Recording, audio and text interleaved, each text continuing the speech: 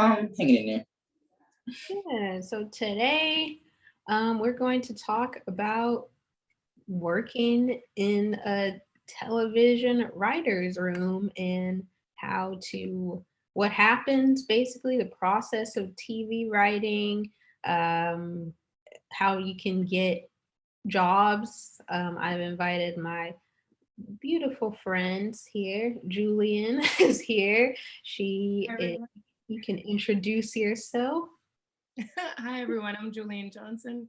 I am a screenwriter. I created Slay, which sold to the CW. Regina King and Rainey King are attached to executive produce. Pam Vise is attached to showrun, and it's currently with CBS Studios.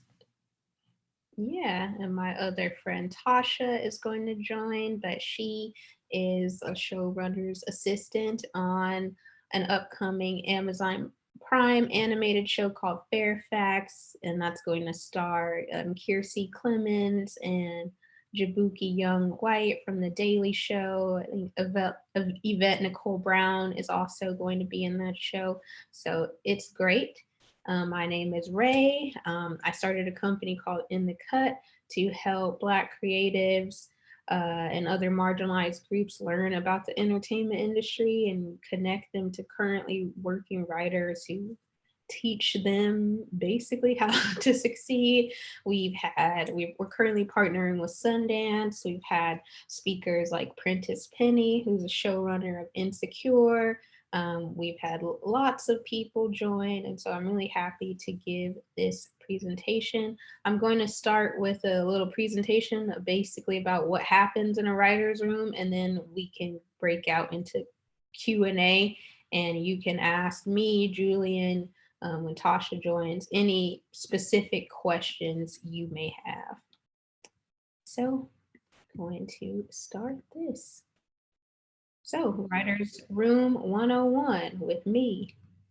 A little bit about me. I explained a bit about my company. I'm currently the script coordinator on a show called Our Flag Means Death on HBO. It sounds scary, but it's not. It's a very funny show about pirates that's executive produced by Taika Waititi, who is an amazing he's also directing the pilot and starring in the show, and I'm really excited for everyone to see the show because it's super funny. I was also the script coordinator on The Witcher on Netflix and the writer's assistant on Bridgerton from Shondaland and Netflix. So this is where we're gonna go. What is a writer's room? What actually happens? I know that I didn't really understand how TV was made. It's one thing to say you want to be a TV writer, but if you don't know the actual process, it can be a bit difficult. So every writer's room is different. I always say this, that showrunners, they are the creators of the show normally. If not the creator, they're the highest level writer and producer in the room. And they're basically like the CEO of the show, the boss of the show.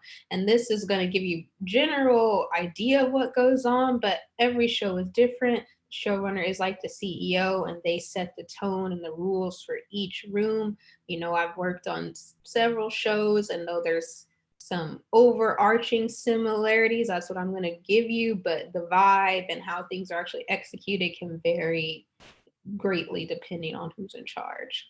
But this stuff is always the same. The people who are actually in the writer's room, the jobs that you can get on a TV show. So there's a support staff. Those are people that aren't actually writers, but they are assisting writers. There's a writer's PA.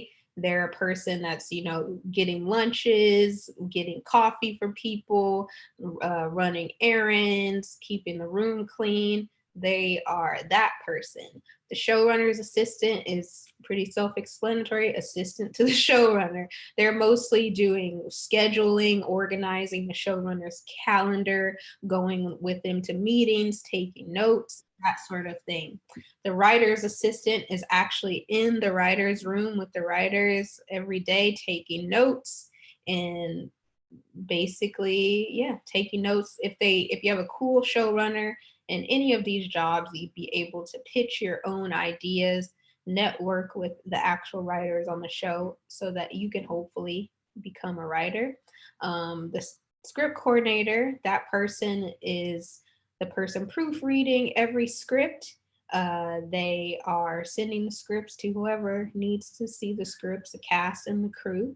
And then you might have a researcher. This is not all shows, but some shows, if it's like a medical show or maybe a period piece that requires a high level of accuracy, you might have a researcher. On Bridgerton, that was a period piece show. We had a researcher, but none of the other shows I've worked on have had researchers.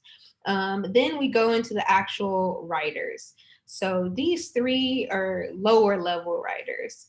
So that you can be a staff writer, then you move up to story editor and executive story editor. Then we get into mid-level writers. That's a co-producer, a producer, up maybe supervising producers like mid slash upper level, and then the upper level writers are the co-executive producer and executive producer. All of these terms, you're still a writer. It just means that every time you advance a level, you're getting paid more money. You may have more expectations placed upon you. You're expected to contribute more in the room. You might have to help out with casting, being on set, and be giving other responsibilities that besides writing. But all these people are writers. So when you watch the credits of a TV show and you see all of these things, those are just writers. So, what types of room? There's different rooms because now we have so many different networks and places that you can watch TV shows. For a streaming channel like Netflix or Hulu, usually rooms last about 20 weeks. For a network show where there's way more episodes, that's a show like on CBS, ABC, where there might be 20 plus episodes of a show instead of a Netflix show where there might be only 8 to 12 episodes. Obviously, you need more time to write because there's more episodes. So those writers' rooms last much longer. But the length can also vary depending on a lot of factors. But in all rooms, writers are coming together and they're pitching ideas for what can happen to the characters. It's very collaborative.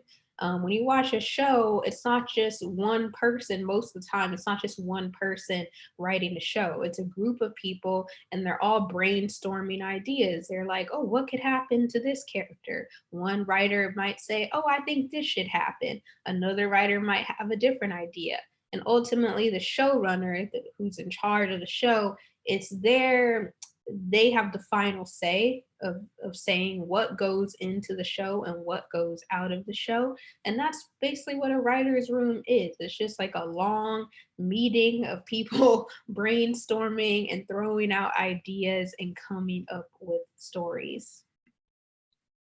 Rooms start out. So let's say it's a brand new show. We just hired writers. How are we going to make this show? They start out with what's called blue skying. And that just means that you're throwing any idea out there. It can be crazy, it can be silly, it doesn't have to make sense.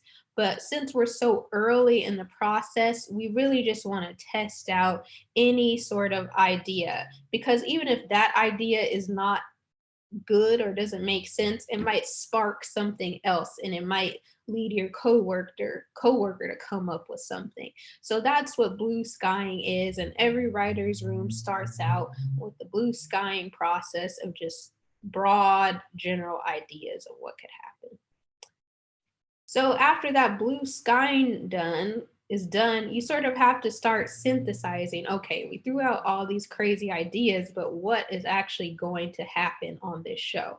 And that's where the board comes in. So most writers' room, we have a dry erase board. Since we're in COVID, a lot of all rooms are virtual now, so we're not meeting in person. So we might have some digital type of board. You might just be writing it down in a Google Doc. You might be using some app, but wherever you're doing, you need to write stuff down so we can remember. If everyone's throwing out ideas all day, we need to remember, hey, this is actually what we're going to do.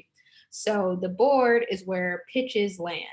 At Shondaland, we use this sort of three board process that I really enjoyed, and I think it's great. So we'd have initial boards where these are just loose ideas of what should happen in an episode. Like John goes to the store, Mary gets in a car crash, Billy um, loses his baseball game. Those are just very loose ideas. Then we'll go into character boards, and that's organized per character in the episode. So if we know, Billy is going to lose his baseball game, and we might start, Billy goes to baseball practice. Billy is really bad at practice. The kids make fun of him. He tries really hard. Then he loses the baseball game. So it's more in depth stories of what happens to each character in the episode. And then final step is called a weave board. So you're intertwining all those different characters, what is happening. So it becomes one cohesive story where all the characters are interacting with one another.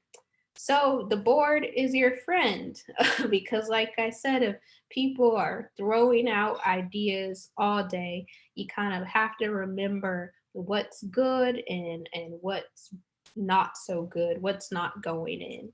And usually the showrunner is sort of the indicator of that. If they like an idea, they'll say, put it up on the board, and someone is responsible for actually writing it down. I've been in rooms where they don't use boards very much, and they sort of just throwing out ideas. The writer's assistant, of course, is there taking notes. But in my opinion, without a visual representation of this is what's going in, it can be kind of hard to keep track of so many people said. And especially even though there's notes, there might be 10, 20 pages of notes if people are talking for 8 hours a day. So it's a lot to look over. So I really like when we use boards, we write things down so it sort of gets in your mind. Okay, that's what we're going to do. This was back in real life. Now we're in Zoom, so people aren't handwriting anymore. But I always encourage people to write on the board because a lot of writers don't like writing, and if you volunteer to write, they'll like you. So that's a little tip. So we've done all the boards. We have what's going to happen in the show. They're all on the board. Then we actually have to write it. So this is a writing process on a TV show. You have to write an outline, and that's going to be just a scene by scene, detailed outline of what's going to happen in the script. So after the room, we've done the boards, each writer will be assigned an episode, and usually that's a showrunner's choice who is writing which episode. So that writer will go off, write an outline. That outline is going to the studio, the network, other writers. The studio network will have their feedback. And so you'll take that feedback to incorporate it into the first draft of your script. And it's the same process. The writers will give you feedback, the showrunner will give you feedback. You'll make your adjustments, and then the studio and network is going to give you feedback, and you use that for the second draft. So I really stress that, like, you need to write an outline. I find that when people are new writers, and this is myself included, I used to be a person that hated outlines and never wanted to write them until I worked on a TV show and realized, oh, I kind of have to do this. And not only do I have to, it will make your writing much better. I used to get stuck writing a lot, but that's because I didn't know what was going to happen. But if I have an outline, boom, you know what's going to happen. And so that will help you with writer's block. That'll help you with a lot of issues if you spend time writing a strong outline, even if you're just writing it for yourself and you're not a professional and don't need to turn it into anyone. You also need to understand that the showrunner is going to rewrite your script. A bunch of times, most likely. um, I didn't realize this also until I started working as a script coordinator on shows, that the script, that the version of that you see on TV is way far removed from, even that initial first draft that the writer wrote. There might be upwards of 20 drafts of a script before you actually see it on TV.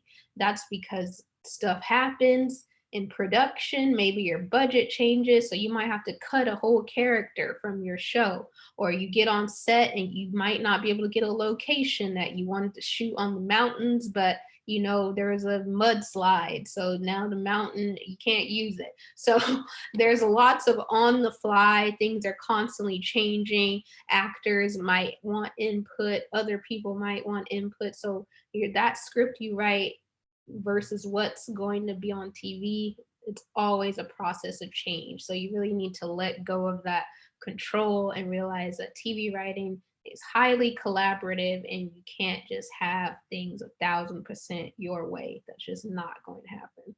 Um, Most important thing is reading the room. I always say that I think emotional intelligence and just learning how to read people, get along with people, is just as important as your actual writing skills, maybe even more so important, to be honest. So, emotional intelligence is a virtue. You really need to know when to speak, especially when you're first starting out. If you're in a lower level role, my job when I was hired on Bridgerton as a writer's assistant, my job is to assist the writers, not to be a writer. My main job is to take notes.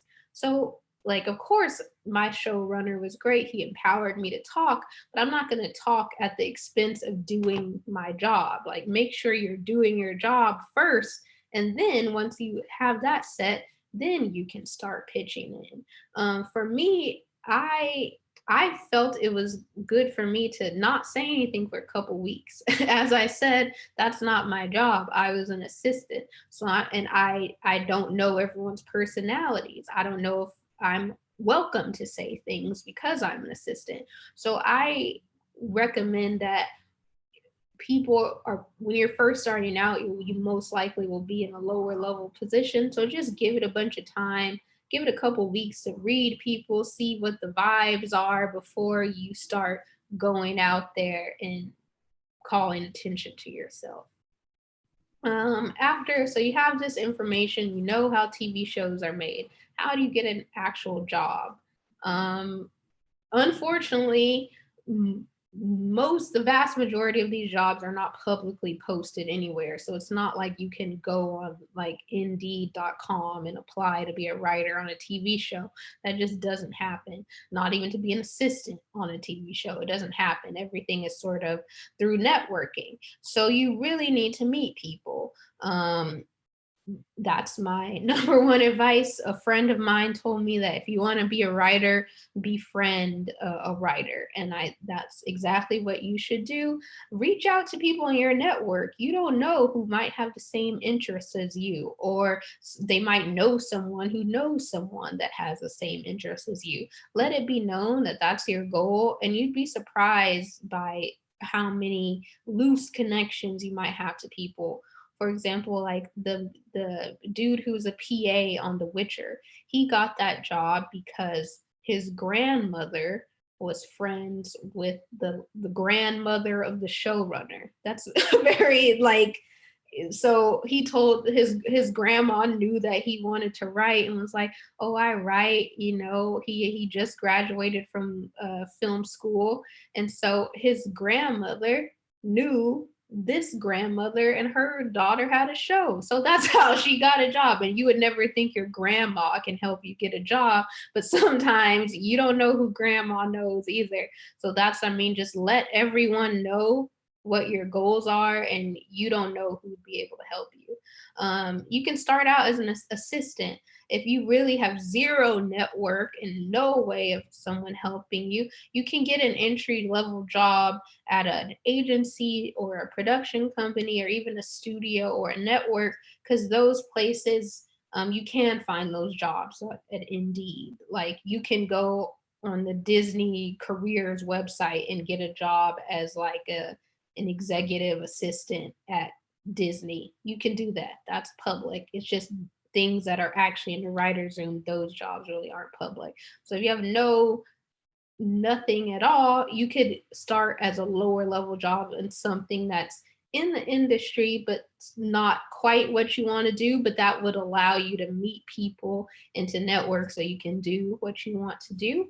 And then do that job with excellence. If you do your first job well, you'll really be able to find future jobs. Every single job that I've gotten is because someone I worked with from the previous job recommended me. That's it. So I did this job well, even though it's not what I want to be doing, even though it might be below me. I don't like that term because I don't think anything's below you.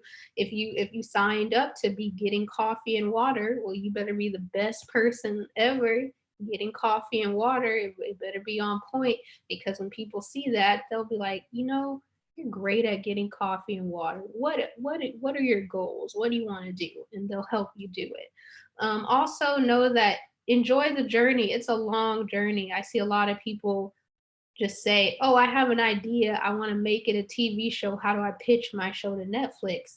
That's not going to happen realistically if you have no connections to anyone. If this is the first script you've written, that's a bit unrealistic to assume. Know that if you really want to make this a career, not just I have one good idea, if this is like your path, that it's a long journey. The odds of selling your TV show as a brand new, I just wrote this script for the first time yesterday and I don't know anyone, are very slim. But that's not to discourage you. That's just so that you can set expectations. Keep writing, make your own content, make web series, make short films, do things yourself so that you can get experience and learn. I posted this link called the Weekend Read. It's a Facebook group that posts jobs in the entertainment industry. They're always posting jobs. So you can go on Facebook and just search the Weekend Read and join that Facebook group, and you can get an entry level job. They're mostly in LA. I'll say that because that's where most of the industry is. But a lot of jobs are remote now because of COVID. So you might be able to find a remote job and still do your thing, not here. So here are the do's and don'ts. Like I said, perform your job with excellence. Don't slack off on your job. That's a number one don't. Like I can tell you the story of this girl that I used to work with on a short film, and she was a PA and she just didn't care about her job. Even though her attitude was like, hey, I don't care about this. I want to be a writer. Who cares if the snacks are right? Who cares of this? But that's everyone cares about the food, honestly. They care about their snacks more than they care about anything else. And so at the end of that job, like I talked with the writer and she said I will never recommend her for anything. Like she's horrible. And that's because she thought she was too good to be doing that job. Like if you accepted that job, do that job well and people will help you. Don't think that you're above doing something else because that's not your actual goal. Everything's a stepping stone to your goal. And this industry is very small, and you really need to maintain a good reputation. So if you happen to meet writers through networking, I recommend you can find people. I recommend you can take a class. That's a writing class. That's a good way to network with people. Even following people on Instagram, social media, even Clubhouse is a great networking tool now if you're on Clubhouse. But try to bond with people over things that have nothing to do with this. Do you share hobbies or interests? Like, why did you reach out to that person? I think that's also important with networking, is that you never want to come off like you're using people. Your networking tip should not ever be just asking someone to do something for you right off the bat. that person doesn't know you. No one likes to feel like they're being used. So don't be desperate. Don't use people. Don't ask people for favors without building a actual relationship with them first. But strike up a conversation. Be cool, be normal, be treat others like you would want to be treated. You wouldn't want someone else just coming up to you saying, "Hey, give me this." You'd be like, "Oh, calm down. I don't even know you." But if someone came up to you like, "Oh, hey, I really like your outfit. Where'd you get those sneakers?" "Oh, you know what, man? I got them over there." "Oh, I like that place." And you strike up a conversation about stuff that has nothing to do with what your actual goal is and build rapport, and then when you have a real relationship, you can ask them for something.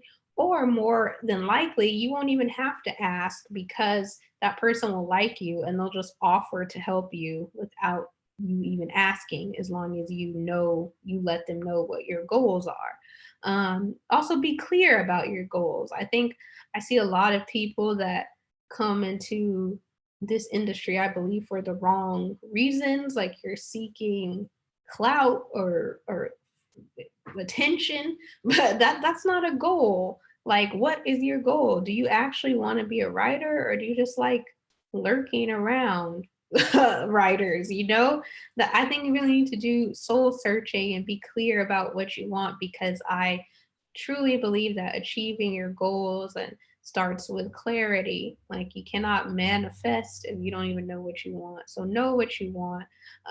Show appreciation to those people that help you build genuine relationships. Also, follow up with people. This is key. I think a lot of times people are busy. I can tell you the entire trajectory of my life would be different right now if I didn't follow up an email with this person who said they were going to do something for me, but they didn't. And so my normal, like, angry mode would be like, "Oh, screw that person. They a liar. They didn't do this." But I turned that switch off and followed up like, "Oh, hey, you said you were going to do this. Um, just reminding you." And that person was like, "Oh my gosh, I totally forgot. I thought that I replied to this email. Let me do this for you." That's all it takes. A lot of times people are extremely busy and it's not a personal slight to you if they ignore you. You have to follow up, but also there's a fine line between following up and harassing people. Like, give people time. If you meet someone and they say, "Hey, I'm going to read your script," give them several weeks to read it. Don't follow up with someone the next day or the next 2 days. Like, give people weeks to do what they do. And then if they don't do it, you can give them a gentle nudge. And then if they don't do it again, then I would probably leave them alone. But no, in most cases, people are just busy and it's not a personal um, slight against you. And when you're actually in a room, don't cut people off during pitches. That's like a major faux pas. And even though people won't say anything to your face, they'll definitely be talking about you behind your back. I've seen it happen. Don't keep repeating yourself. If you throw an idea out and the showrunner says, "No, I don't like that," don't just keep saying it over and over and over and wearing people down. Like I said, that might work as a technique because people are just annoyed by you, but in the long run, people won't like you and you'll probably eventually get fired. Respect yourself as a fellow writer. This is important. I think a lot of people have, what they call imposter syndrome. I don't use these words because I think they're silly. I think no one knows what they're doing and everyone's an imposter. So like, you should not feel guilty about being no less of imposter. I feel like we all are learning. No one's perfect. We're all human. And so a lot of people have a tendency to sort of shrink themselves and come at it with like a very meek, "Oh, I'm scared" sort of approach. Don't be scared. Like, there's no need to be arrogant or rude or condescending, but be confident and know that you are talented. Respect yourself as long as you're putting in the work, not like respect is earned. So don't call yourself a writer and you're not actually writing anything. But if you are writing consistently, if you're putting in the work, you're reading books, you're taking classes, you're watching movies, you're reading scripts, you're doing all the things, then you are a writer, and respect yourself as such, and don't come to people with this sort of fearful mentality, because that will hurt you in the end. But that's my presentation. I do want to spend a large portion of time on Q&A because I think that's the most helpful, not me talking at you, but just having a conversation with me, Julian, Tasha, the fellow panelists. I think that is the most helpful thing. So if you have questions after this, um, I'm always happy to answer questions. So you can email me at info@inthecutla.org. That's my email address. Also follow at inthecutla on Instagram. We post stuff very often. We post like writing fellowships and contests that you can enter, different events, networking events, or free events where you can just hear writers speak, all types of stuff, our events. So if you're interested, you can follow on Instagram. But I do just want to open it up to any questions. Now that Tasha's here, hello, friend. I want you to introduce yourself, and you can, yeah, introduce yourself, Tasha. Hi, everybody. I'm Tasha Armstead. I'm currently the showrunner's assistant for Fairfax. Well, the season 2 of Fairfax, which is a adult animated series that should be premiering on Amazon Prime later on this year. Um, and yeah, that's my. I'm also a writer, so that's my introduction. Yeah. So if anyone has a question, like not fancy, you can just unmute yourself, say it. You can just ask a general question of me, Julian, and Tasha if you want us all to answer. If you just have a specific question for one of us, I don't care. Just get out there. Uh, Raise our hand. Yeah, yeah. Is there hand I like raising? the hand raise. Yeah, Lauren, hello. Hi, my dear. Hello, Madam Birman. Hello, Madam Johnson. Hello, Madam Armstead. And hello to the panel. My name is Lauren Kupka, a travel writer, editor, and I've also worked in theater.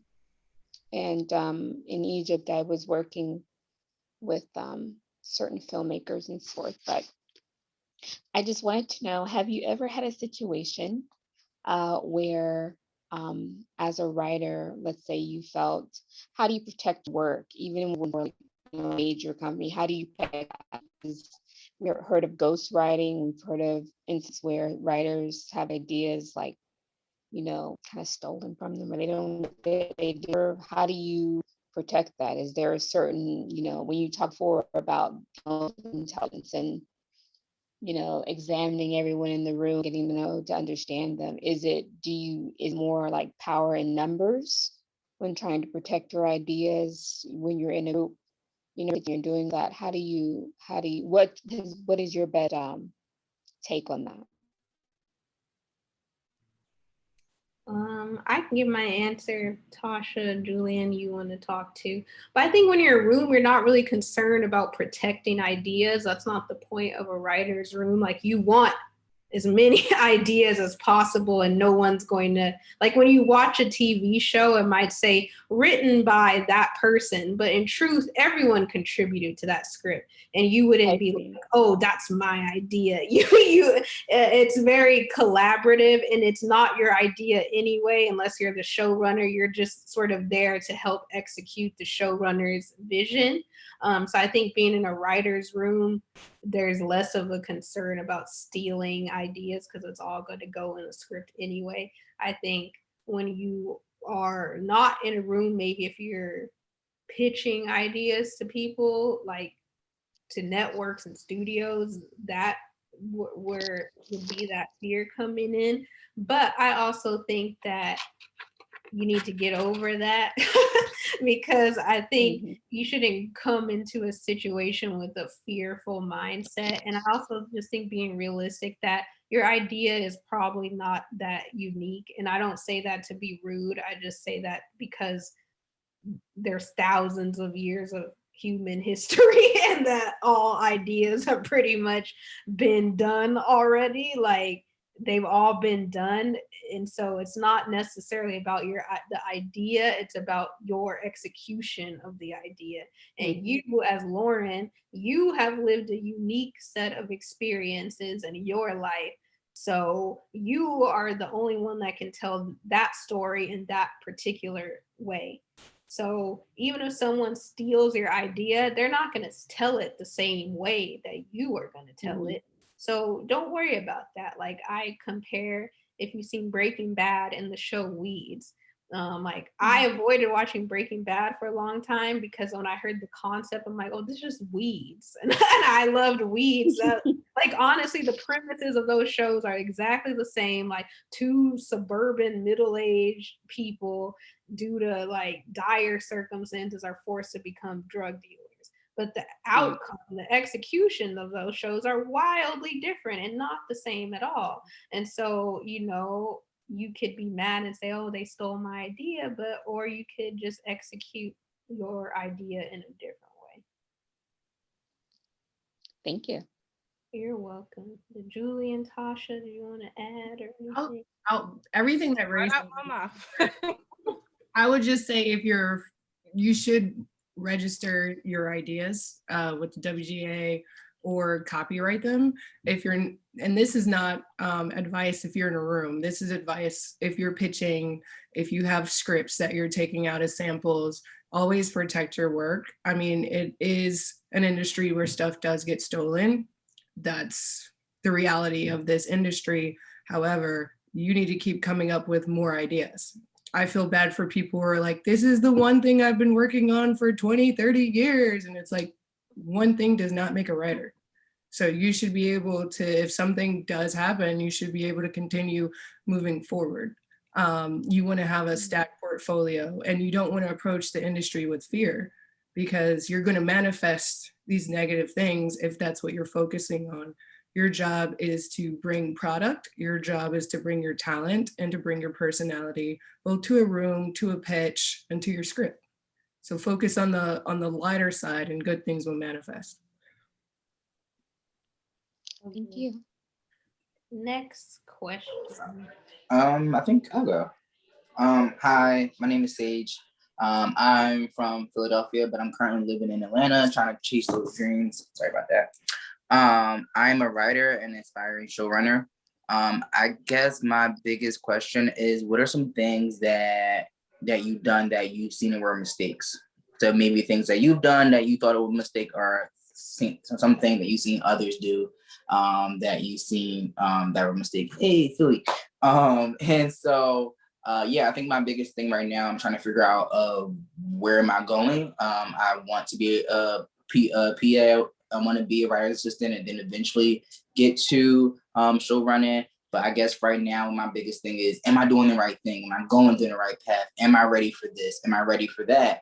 I think I like a couple months ago applied to a fellowship and like barely had a script finished. So like things like that of like, am I ready for this? And what's that path and what's that look like? So I guess my biggest thing is, what are some mistakes that you feel like you've made?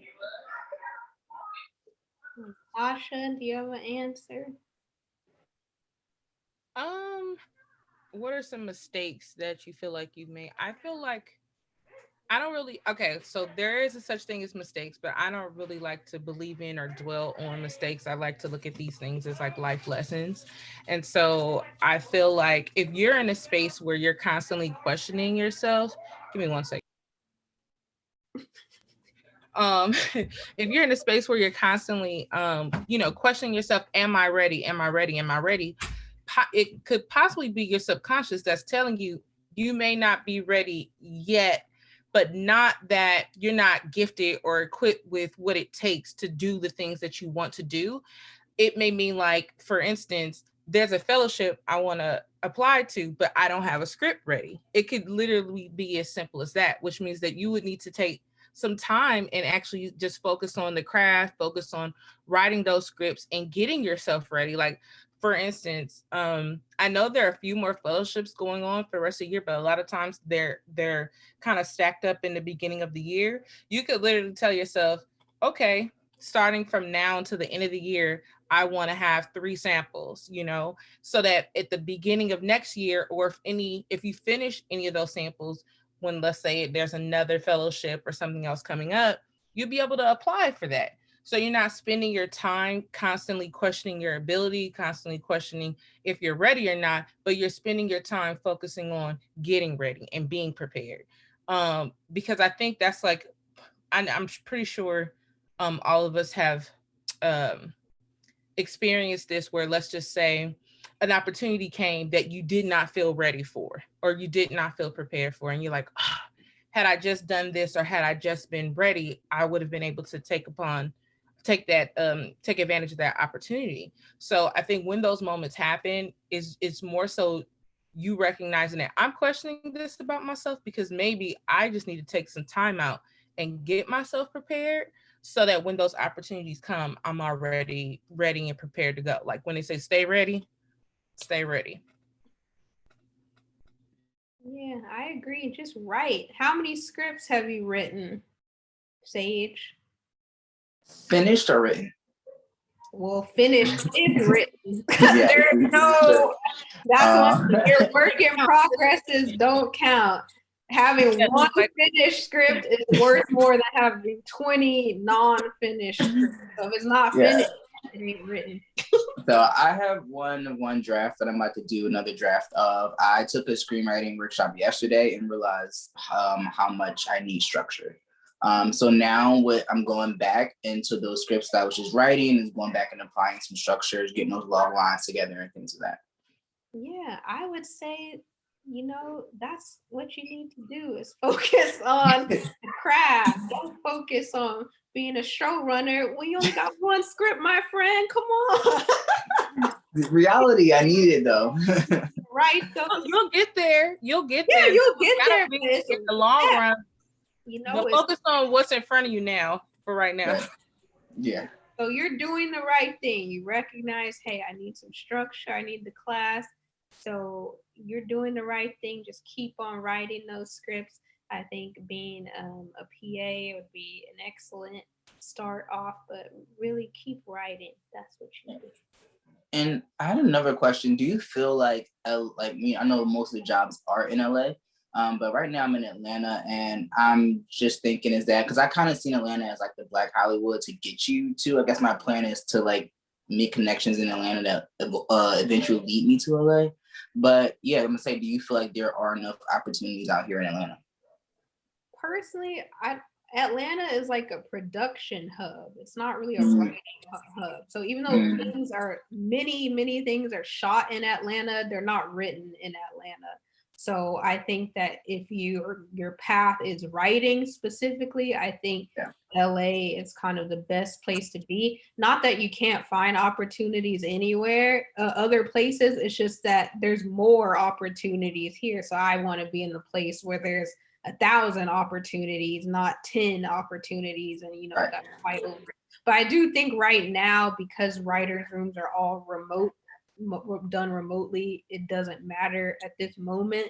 That will probably change in a couple months. But like, I have friends, like my friends in Florida right now, she's working on a TV show. I have friends that went back home and were able to work in writers' rooms just because everything's being done on Zoom because of COVID. Okay. Thank you.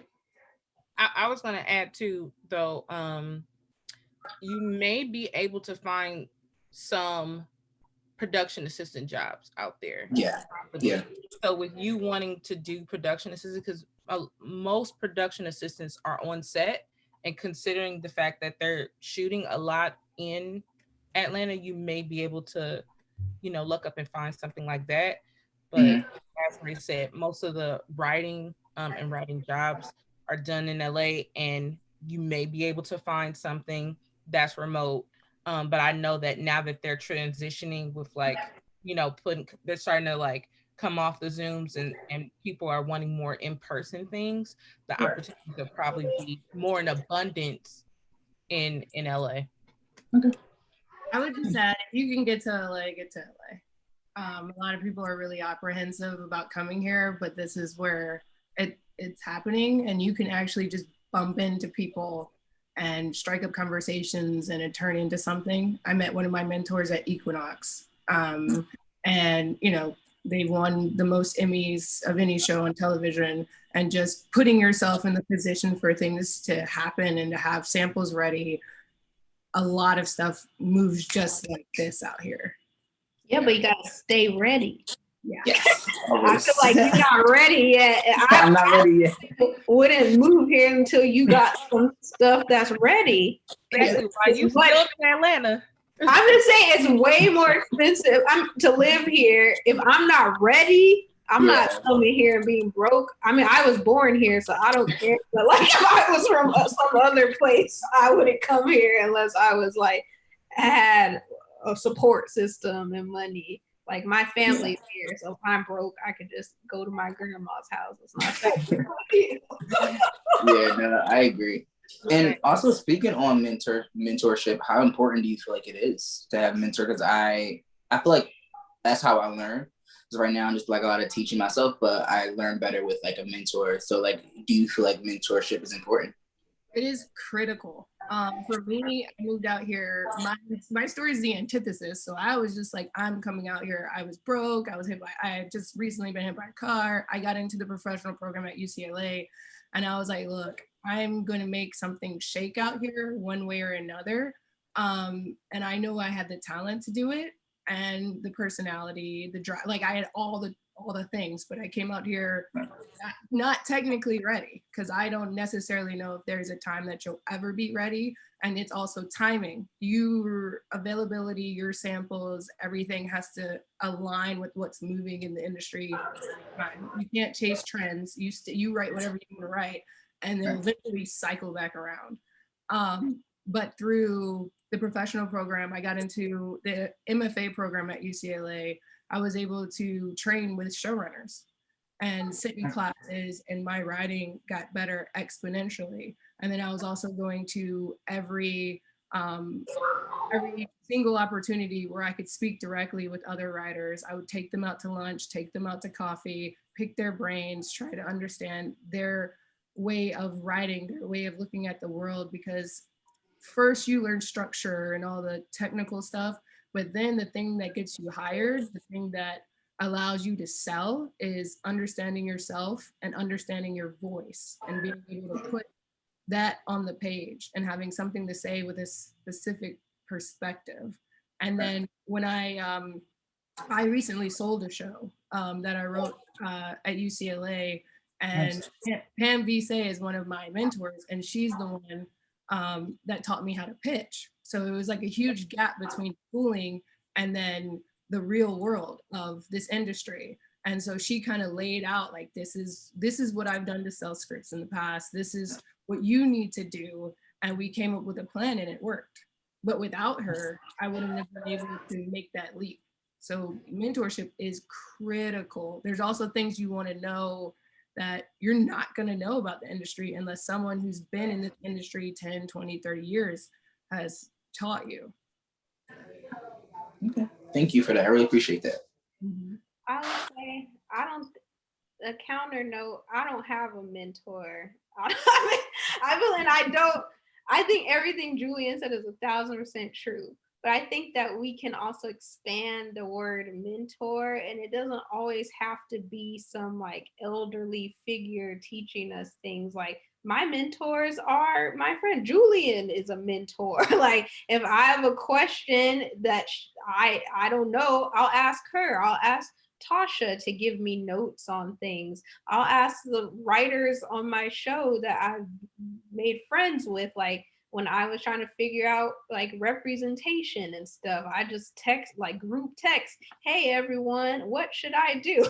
And so I think a lot of times, like I do think you need advice, but I think people put a lot of emphasis on like it has to come from one like all-knowing person, and they think, oh, if this one person sees me, then like everything's Gucci, which I don't think is true. Like your mentors can be that, but they also can just be people around you and people you ask for advice. So they're all, yeah, I wouldn't say I have a singular, I don't have any like old homies telling me stuff. But I have a bunch of others. I completely agree, but I agree with both of you. Yeah. And here's why I'm gonna say that. So my journey is very similar to Ray's, and well, and Julian's too, just in terms of like the hustle and bustle of like you have a dream, there's something that you want to do, and you may not feel ready or prepared to like, start be in a writer's room today, but you know that you're gonna work really really hard, and you're gonna network, and you're gonna write the scripts, and you're gonna do all the things that you need to do to try to manifest that thing for yourself. But on the flip side of that, like throughout my journey, my friends have been like my mentors and people that I've consulted with for like notes and help and things like that. But when I got this job at Fairfax and became the showrunner's assistant, and at first I didn't know why this was the particular job that I was going to be in. Like I always look at things from a spiritual aspect. So I'm like, okay, what is the bigger purpose of this? But over this past year and a half, what I realized is it put me really, really close with my showrunners. I have 5 executive producers. One showrunner who used to be the executive producer of BoJack Horseman, and just a wealth of knowledge. So plenty of shows. And he almost adopted, my husband and I are writing partners. He almost adopted us as like his mentees. We never asked him to do this. He would just say things like, hey, I know it's been long hours in the writer's room. Do you and Joel, who isn't even in this job, do you and your husband want to hop on Zoom one day this week and just talk writing? And that turned into, well, let me see what you guys got. Let me see some of your writing. Okay, and then that turned into like literally a mini session of us pitching ideas and almost working these sessions like a writer's room, and him helping us through brainstorming our ideas and the entire writing process. So it was something that just manifested naturally for us. But I will say that having someone who's been in the industry for, like what Julian said, 20, 30 years, with expertise of how to pitch a show, what people want, the things that you say when you get into a room with the network, like what are the things that you would do, etiquette, some of the things that Ray's going over in terms of there's an etiquette for the writer's room, and there's an etiquette to be a writer. There's an etiquette for pitching. There's an etiquette for pitching yourself. Someone else earlier was talking about, telling your ideas to people. Well, there's something called an elevator pitch. So you don't tell everything. You get that thing down to about 2 to 3 sentences, and you're able to go around town. If you meet someone, you can tell them about your idea really quick. You'd be surprised how many things get sold with a quick, simple elevator pitch. So, and also my show, one of my showrunners just was telling us, like, we were planning, which we still are, planning on doing a pilot presentation for a script of ours. And he's like, why would you spend all this money to do this thing when let me show you some of my pitch documents, and literally pulled up like 2 or 3 pitch documents, things that he sold and have never been made. But he's like, I sold it. I got paid for it.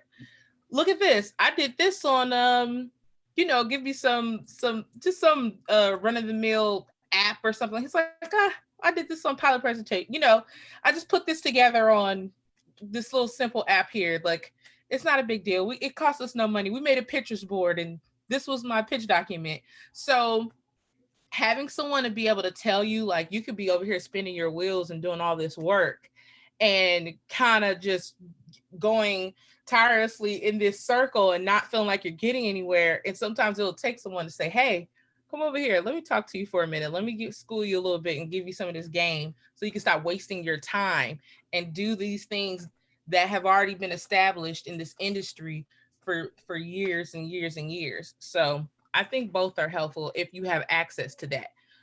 Whatever you have access to, use it to your best ability. So if it's just you and your friends, use that to your best ability. And when you outgrow that, you will elevate to the next, circle of like having knowledge from other people and people that can help you. Very true. Anyone else? I think it'll be the last. I mean, I don't mind staying a bit longer. So maybe 2 questions. So anyone else? Alexis, hello. Hi, yes, just thank you so much for this presentation, for sharing all of your knowledge with us. I guess one question, hopefully 2 quick questions. One about writers programs. I know like the WB, CBS, and I just wanted to know how important or how writers who are not traditionally go through traditional schools can enter through those programs to access some of these writers' rooms. And my second question, I hope is hopefully is a quick one. Are you working for multiple shows on multiple networks at once, or is it mostly because of the time commitment, one job at one period of time before you move on to the next? Yeah, I'll just say quickly, yeah, you don't have time to work on multiple shows at once because you're in a writer's room all day. So you might be staffed on a show, but you could probably write a feature or something on the side, but you're not working full time on TV shows. I want Julian to answer the fellowship question because she is in the fellowship. So Yeah. So I got into the Writers on the Verge, NBC's Writers on the Verge. I also got into the Warner Brothers Fellowship, and I was an alternate for Disney. So basically kind of swept them this year. The thing that is most critical, of course, it always goes back to craft, are your samples. Having very, very strong samples. At the time that I was applying, I was also a PA for Prodigal Son. And so I had a lot of room experience. My showrunners were great. I got to pitch and I got to kind of understand voice on the page from them and work very closely with the showrunners and the upper levels, as well as the staff writers. It was a really great experience, but that helped because they are looking for people that are serious, because essentially these programs want to claim you. So your success is their success. I would say first things first is having strong samples. The next thing would be having the ability to talk about yourself in a way that's interesting, because they also want to make sure you'd be dynamic and personable in a room. They also are looking to kind of match the cohort to make sure the cohort is cohesive. And I'm trying to think what else. So far, my experience in the Warner or in the NBC program has been fantastic. Basically, what we've done, I have a sample. That sample's now in development. It's been optioned, and we're meeting with showrunners. We're having roundtables with upper level writers. We're meeting with execs, and it goes back to the etiquette. So we're pretty much trained to get staffed. And that's the whole point of the program, is to be a pipeline into staffing.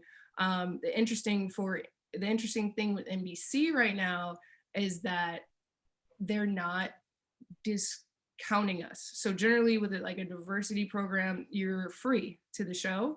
But then, that's kind of a bad thing. And that's hurt a lot of people of color that have come through these diversity programs because they don't tend to move up the chain. They get capped. And so NBC, we're not free this year. So we're trying to figure out like, what does that look like coming out of COVID? And additionally, like the staffing cycle has been delayed with COVID. So we're trying to figure out where we fit in as things are getting greenlit, but later into the year, way later than normal. Thank you so much. You're welcome. anyone else got a last question? Oh, Sean. Yes, I do.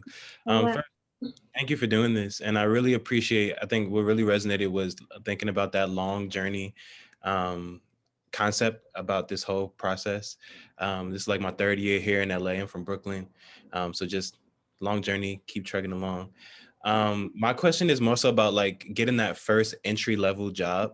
I've had a couple of like, I've been in a couple like writing groups. So I'm like constantly working on my samples, polishing them. So I've had like, such and such show is looking for a writer's assistant, or such and such show is looking for a PA. And so like, I'm sending my resume.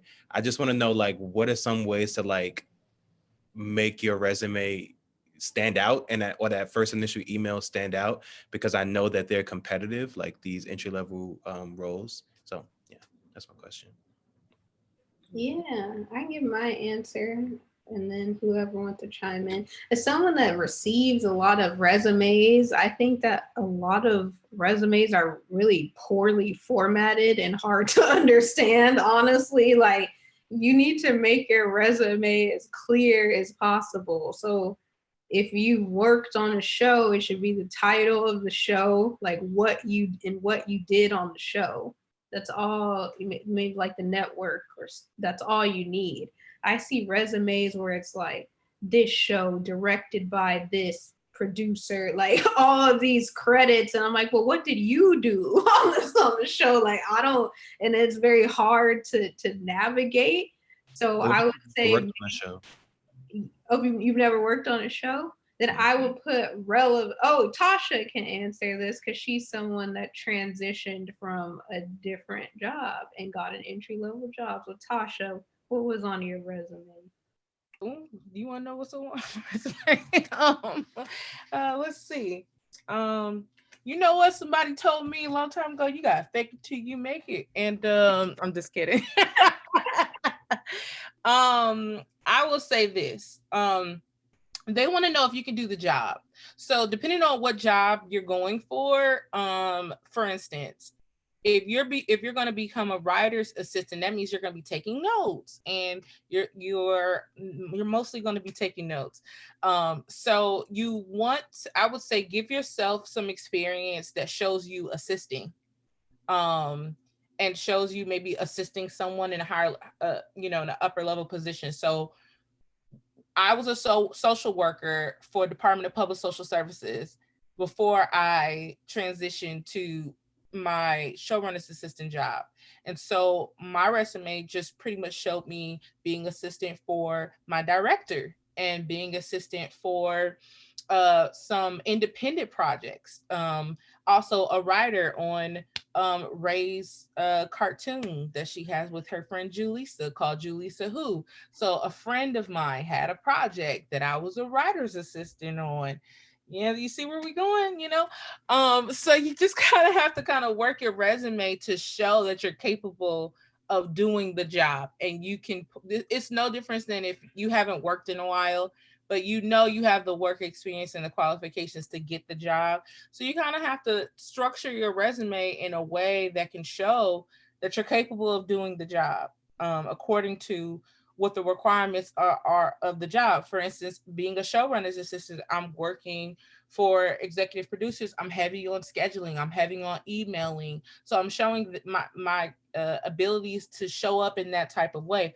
But because I'm a writer first, I'm also putting that I was a writer on this, or I was a writer's assistant on that, so that it can just show that I'm capable, no matter what, to fulfill the position of showrunner's assistant or writer's assistant. So you just want to utilize your real life experiences. And if there's any independent projects, I don't care if it's the play you threw in your backyard.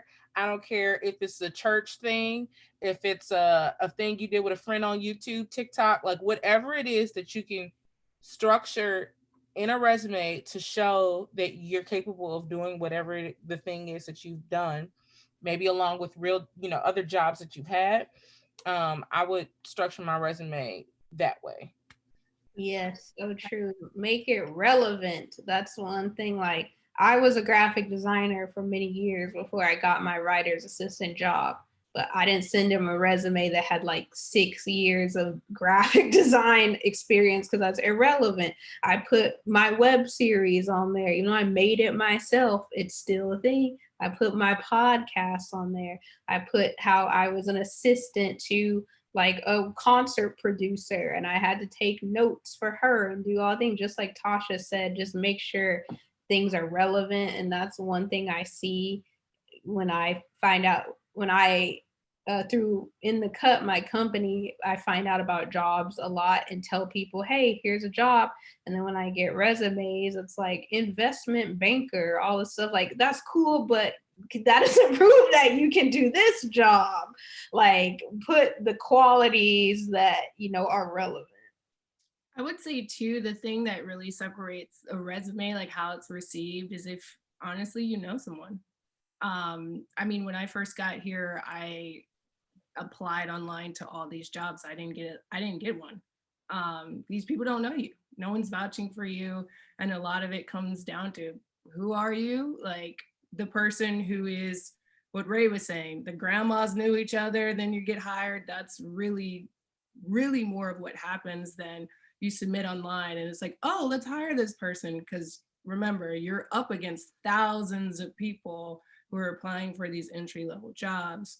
And now that things are virtual, you're competing with people across the world. Um, I would always say try to find a way in, try to find some common ground, do research on the shows, on the people.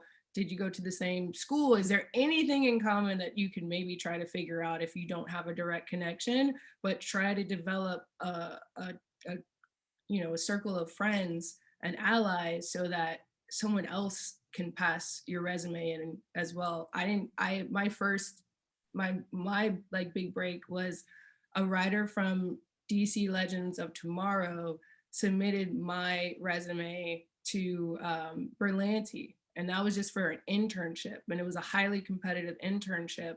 But then once I did that, it's like you're interning for the executives of Berlanti Productions, who are, very close with Warner Brothers. Greg Berlanti has an overall deal with Warner Brothers. And then from there, everything kind of took off. But getting that first job took forever. And it was a lot of late nights, a lot of submitting, a lot of being like, what the heck?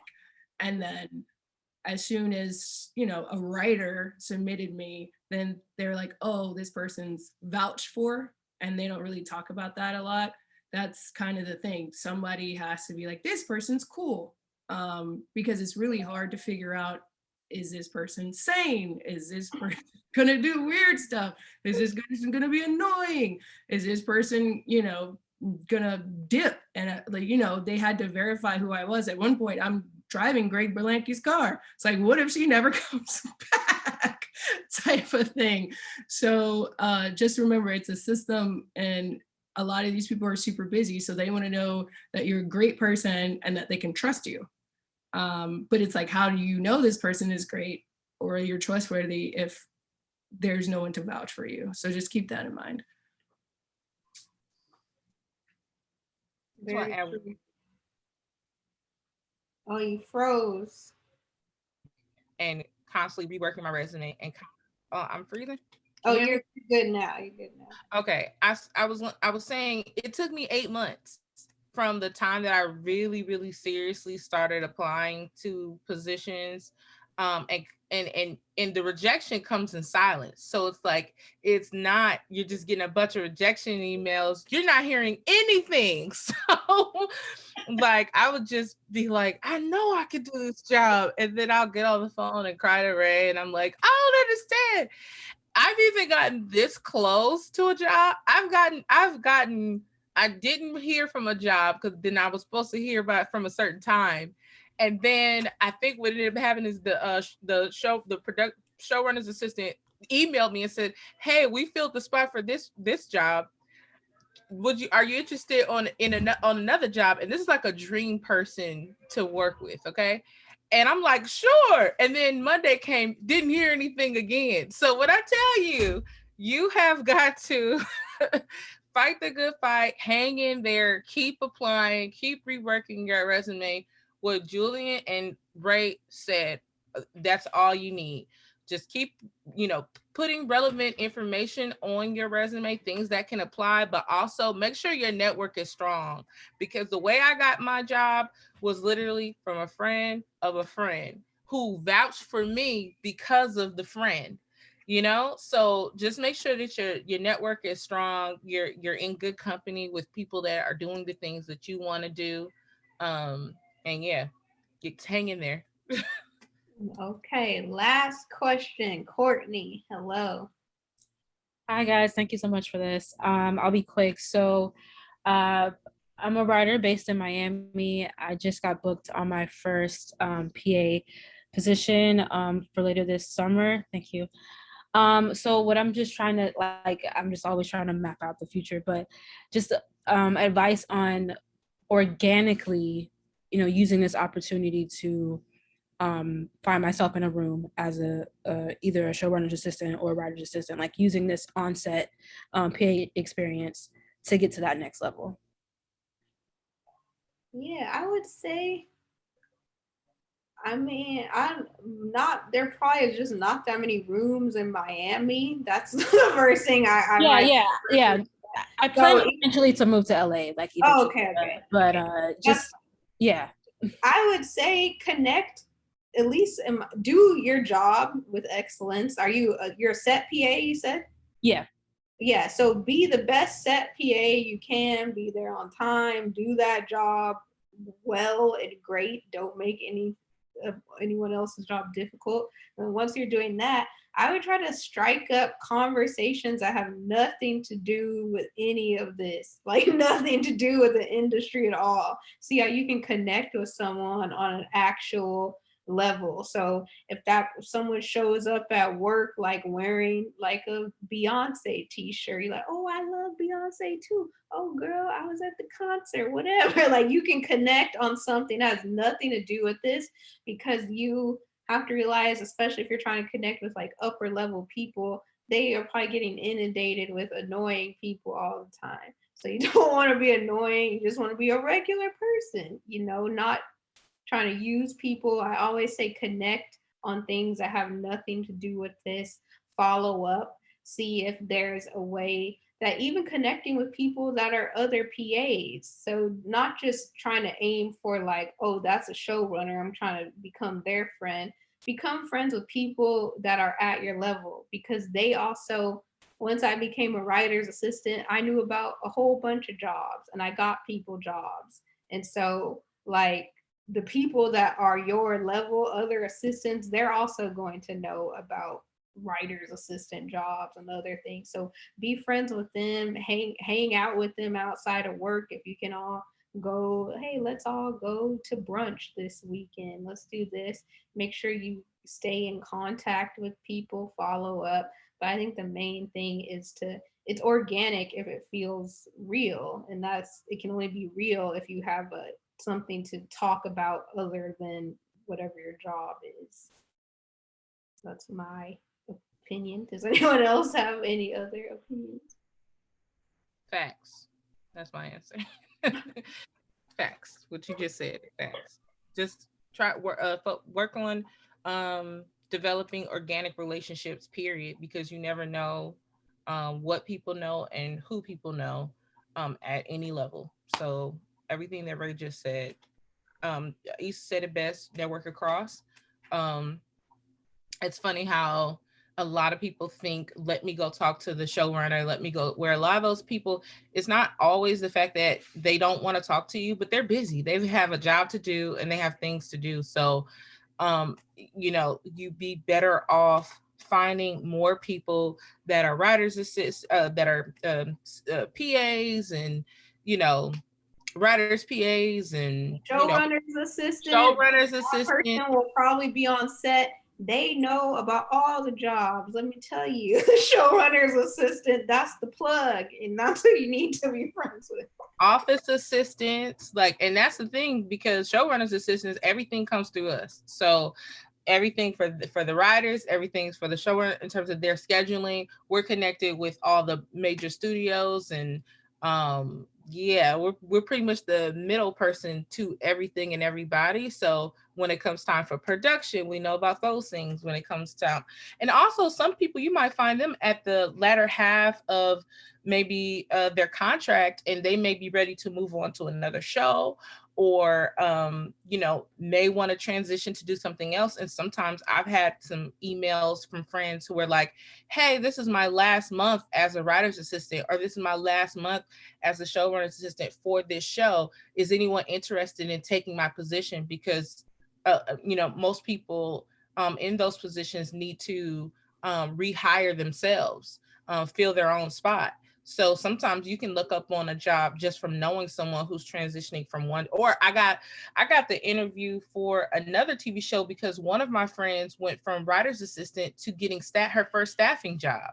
So she's like, of course I'm taking my staff job. So is anybody interested in doing this thing for this show? So I just say make sure your network is strong. It's gonna take you far. It's gonna take you far beyond what you could have imagined. Thank you. That seems to be it. Thank you. We went a little over the time, but wanted to answer everyone's questions.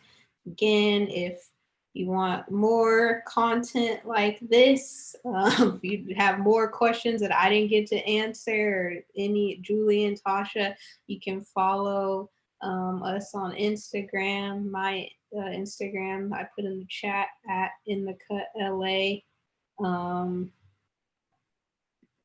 Yeah, my email is at info, I'm putting in the chat, info at inthecutla.org, or you can DM me at sorry, you can email me at info at inthecutla.org, or you can just DM me. I answer all DMs on Instagram, so you don't have to be that formal. And yeah, I enjoy talking to all of you, and hopefully we'll see you soon, and good luck with everything. Good luck with your careers. Hope you all enjoy the rest of your weekend. Thank you, Julian and Tasha, for your time. Thank you, Tamika and Black Writers Weekend, for having us. Thank you.